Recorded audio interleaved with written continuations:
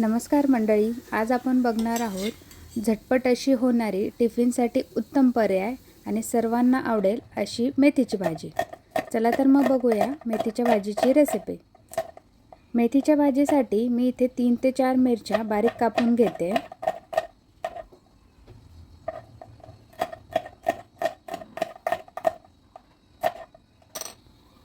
मिरच्या कट करून झाल्यानंतर मी इथे 10 ते 12 लसणाच्या पाकळ्या बारीक कापून घेते।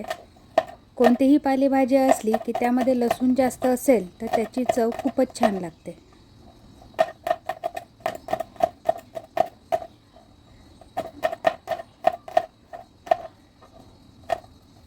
या ठिकाणी तुम्ही लसूण आणि मिरचीचं प्रमाण तुमच्या आवडीप्रमाणे कमी जास्त करू शकता।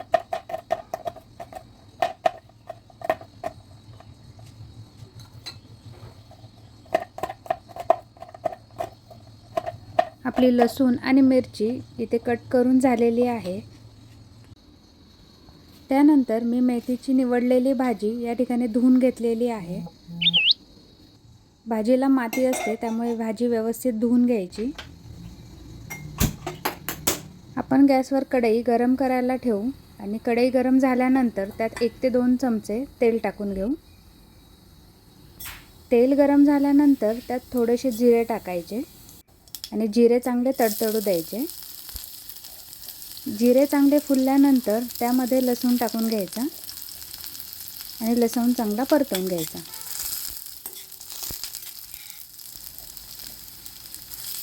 लसूण थोडासा लालसर झाल्यानंतर त्यामध्ये बारीक चिरलेली मिरची टाकायची आणि मिरची चांगली परतवून घ्यायची।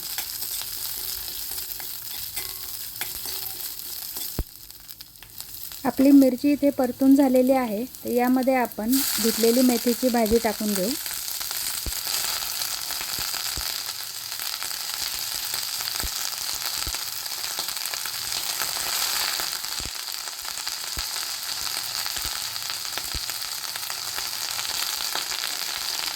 भाजी टाकून झाल्यानंतर एकदम हलक्या हाताने ती परतवून घ्यायची।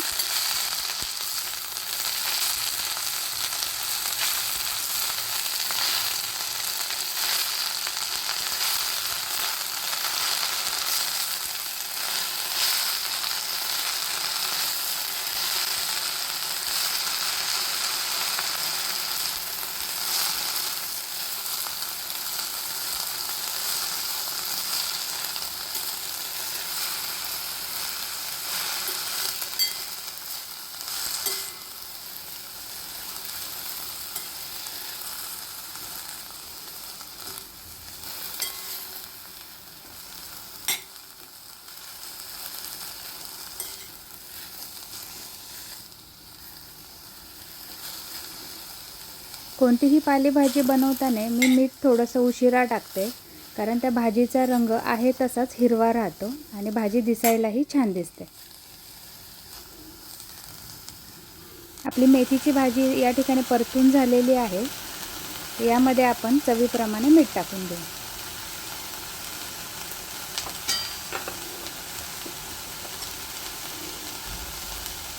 मला मेथीच्या भाजीमध्ये लाल तिखट देखील आवडतं, म्हणून मी थोडंसं लाल तिखट टाकते। तुम्हाला जास्त तिखट आवडत नसेल तर तुम्ही नाही टाकलं तरी चालेल। मीठ आणि मिरची आपण व्यवस्थित मिक्स करून घेऊ।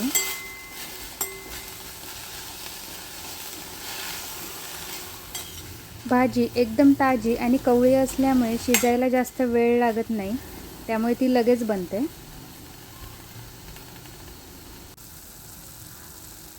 भाजी व्यवस्थित परतून झाल्यानंतर त्यामध्ये गरजेप्रमाणे शेंगदाण्याचं कूट टाकून घेऊ।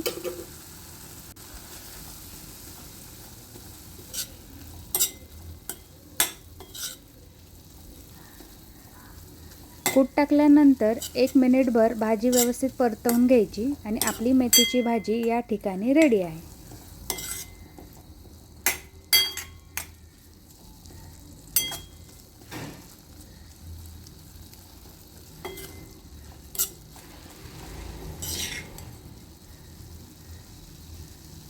ही भाजी तुम्ही चपाती किंवा भाकरीसोबत देखील खाऊ शकता आणि टिफिनलाही झटपट होणारा उत्तम पर्याय आहे।